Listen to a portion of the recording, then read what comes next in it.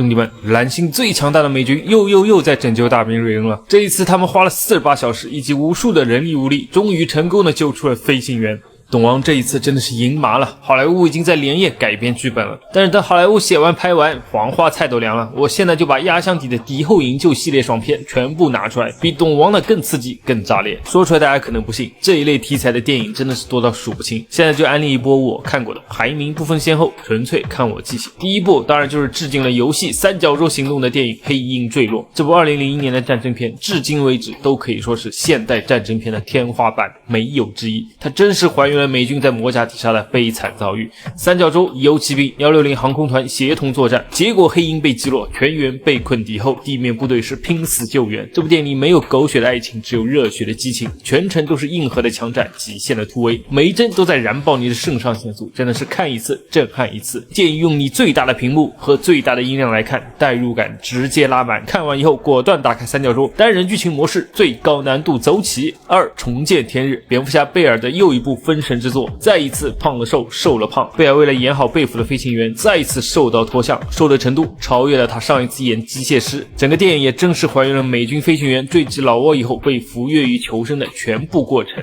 剧情真的是压抑到窒息，却又充满了求生的力量。看完这部电影，就仿佛自己和贝尔一起身处那个丛林，一起重见天日。第3部《东京上空30秒》，这是一部50年代的老电影，当然也是根据真实事件改编的。那个时候的美军还是良家子，个个精神抖擞，意气风发。他们参与了空袭东京的任务，但最终机组坠机中国，善良的中国人民也伸出了援手，军民联手展开了营救。这部电影既有宏大的战争背景，又有细腻的人性刻画，可以说是经典中的经典。在这之后，珍珠港等类似的电影里面也有致敬过这个桥段。第4部《野狼呼救21》，这是一部很经典的越战搜救片，讲的是高级军官的座机被击落，特种部队不惜一切代价跨战去救援。这部电影里面没有主角光环，有的就是真实的战场残酷和战友的情谊。但是呢，本片虽然号称改编自越战后期的一段真实事件，但是电影为了增加戏剧性，大幅度的篡改删减，甚至虚构了关键的情节和人物，可以说除了名字以外，其余都是瞎编的。第5部《孤独的幸存者》，是个军迷都知道，这个电影改编自大名鼎鼎的红翼行动。海豹10队一个4人侦察小组，因为放过了一个小男孩，最终被塔利班包围。虽然海豹后来叫来了支援，但是飞过来的支诺干却被塔利班打了下来。最终这次行动牺牲了很多人，包括3名海豹侦察兵、8名160特种航空团的机组成员，还有8名乘坐直升机前去救援的海豹。以上全部阵亡。唯一幸存者后来被亲美的当地人捡到，最后被陆军的特种部队救了回去，真的是太丢脸了。海军的特种部队竟然被陆军救了回去。看完这部电影，我只想问，美国四处打仗，最后承担代价的人又是谁呢？第6部《惊天激战》，这是一部2024年的军事爽片，1000多万美元的预算，拍出了紧张刺激的无人机版《孤独的幸存者》。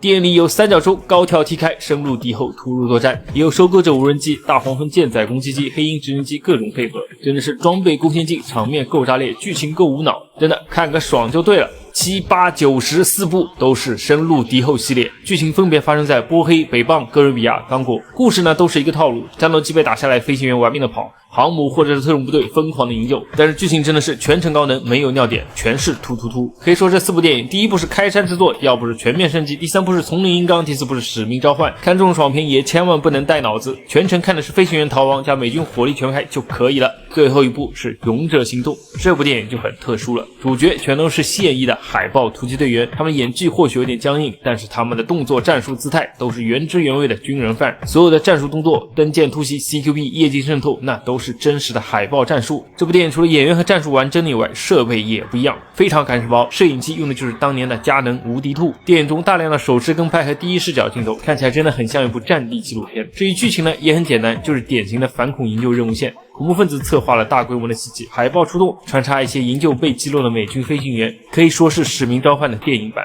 虽然剧情很简单，但是够真够猛够热血。以上这些电影从2战到现代都是敌后营救战争片，有没有你没看过的？如果你还有更觉得敌后营救电影，求推荐求分享求评论。最后我想问一句，你们觉得现实中的美军营救比电影里更刺激还是更拉垮？